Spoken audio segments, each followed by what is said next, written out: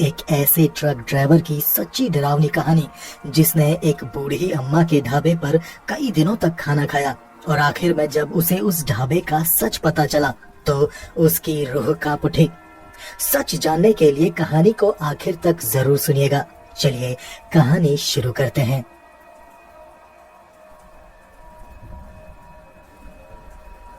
मेरा नाम किशन राम है। मैं एक ट्रक ड्राइवर हूँ।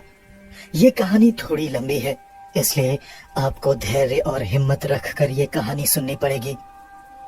ट्रक ड्राइवरों के साथ ऐसी घटनाएं घटती रहती हैं जिन्हें दूसरों को यकीन दिलाना कभी कभी मुश्किल हो जाता है कि वो सच हैं। कभी कभी ट्रक ड्राइवर किसी गुमनाम रास्तों में भटक कर चले जाते हैं, कुछ लौट कर नहीं आते।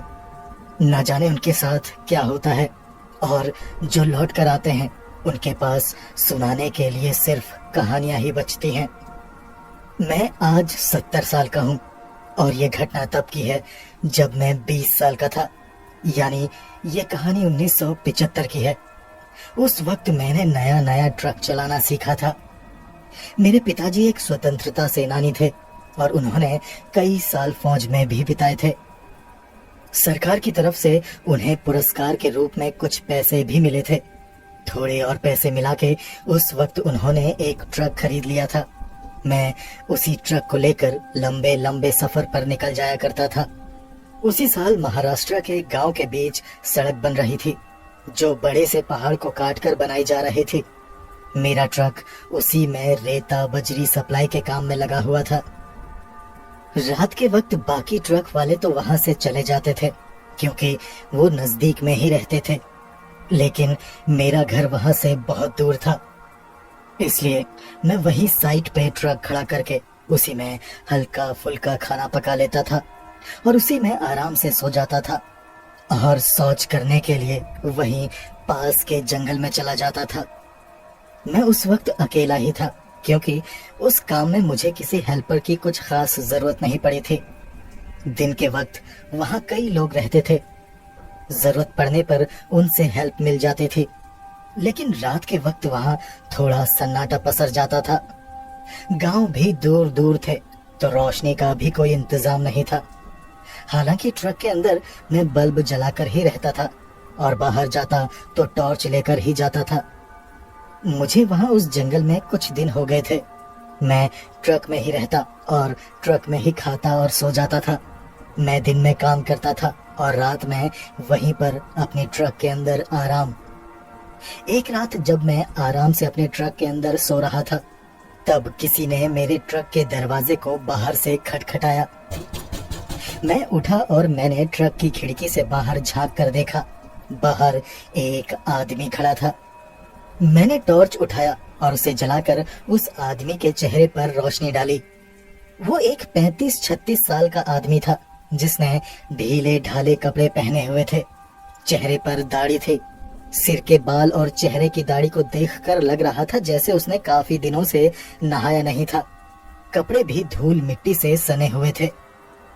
मेरे टॉर्च की रोशनी से उसकी आंखें चुंधिया गई तो उसने आंखें मूंदते हुए मुंह फेर कर कहा, अरे भाई, आंखें फोड़ने का इरादा है क्या? इसे मेरी आंखों से हटाओ। मैंने उसके चेहरे पर से टॉर्च की रोशनी हटाई और उससे पूछा, क्या हुआ भाई, दरवाजा क्यों खटखटाया? वो आदमी बोला, भाई साहब, थोड़ा सा पीने का पानी मिलेगा? मैं बहुत दूर से पैदल चला आ रहा हूँ, पेट में हल्की सी जलन हो रही है। मैंने एक लोटे में पानी भरा और ट्रक की खिड़की से लोटा उसे थमाते हुए कहा, भाई लगता है बहुत मिर्च मसाले वाला खाना खाया है तुमने, तभी जलन हो रही है।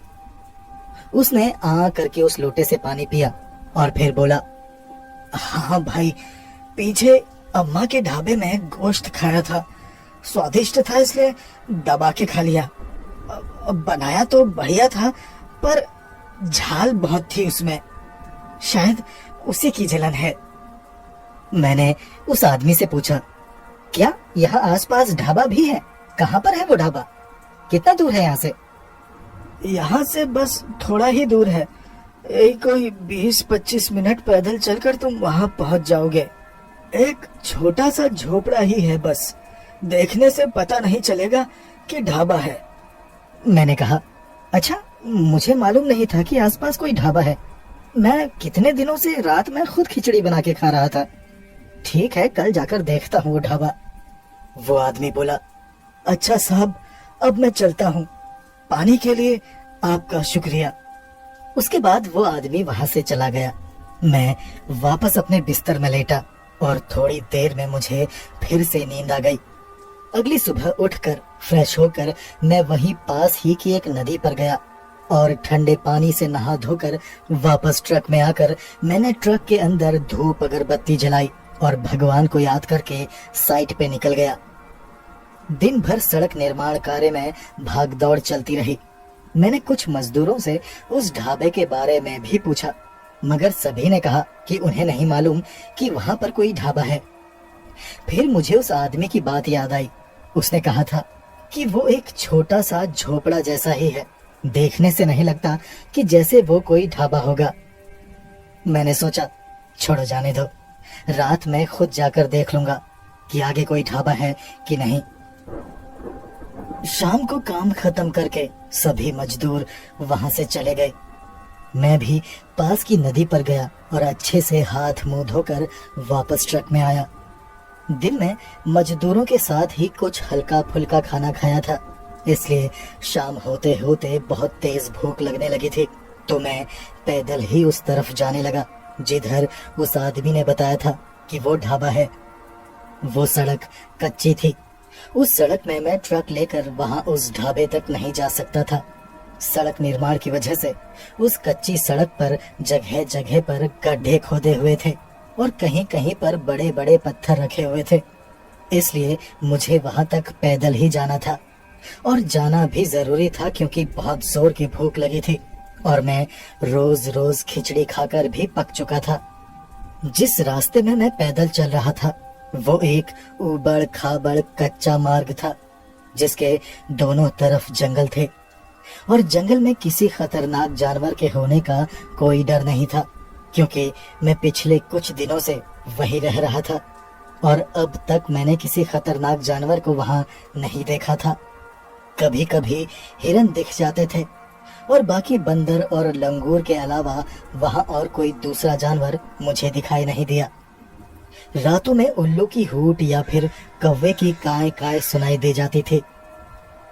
खैर, मुझे उस कच्चे रास्ते में चलते हुए लगभग 30 मिनट होने वाले थे और तभी मेरी नाक में बहुत ही लजीज खाने की खुशबू आने लगी।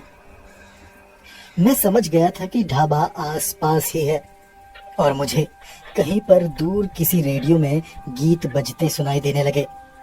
मैं तेज तेज कदमों से चलता हुआ आगे बढ़ा तो मैंने उस कच्चे रास्ते के किनारे एक झोपड़ा देखा, जिसके बाहर एक लालटेन जल रही थी। बाहर एक लकड़ी की बेंच रखी हुई थी और झोपड़े के अंदर भी हल्की रोशनी दिखाई दे रही थी। मैं समझ गया था कि मैं अम्मा के ढाबे पर पहुंच चुका हूं। मैं उस कच्चे मार्ग से लगे हुए एक और संकरे से रास्ते में घुस गया। वो ढाबा उसी रास्ते में था। बस थोड़ा सा चलने के बाद मैं उस ढाबे के बाहर खड़ा था। ढाबे के बाहर कोई नहीं था। उसके दरवाजे पर जाकर मैंने आवाज दी, अब कोई है क्या अंदर? मगर अंदर से कोई जवाब नहीं आया। मैंने फिर से आवाज दी और झोपड़े के दरवाजे पर लगे हुए कुंडे को पकड़कर दरवाजे पर ठोका।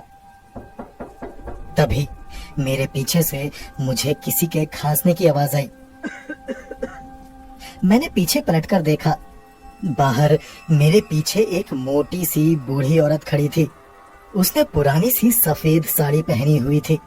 उसका पेट बहुत ज्यादा बाहर को निकला हुआ था, जिसे उसने अपनी साड़ी के पल्लू से ढका हुआ था।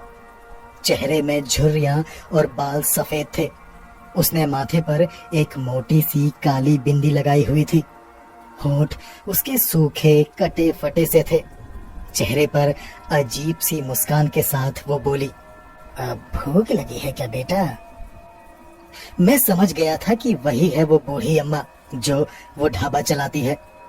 मैंने उससे कहा, हाँ माँ, कुछ पका दोगी मेरे लिए? वो बोली, हाँ हाँ बना दूंगी बेटा। फिर वो मेरी तरफ बढ़ी। मैं दरवाजे से किनारे हो गया तो वो झोपड़े के अंदर चली गई। उसने अपनी कमर से सटाकर एक टोकरा पकड़ा हुआ था, जिसे उसने एक लाल कपड़े से ढका हुआ था। मैं झोपड़े के बाहर बेंच पर बैठ गया। तभी अंदर से आवाज आई,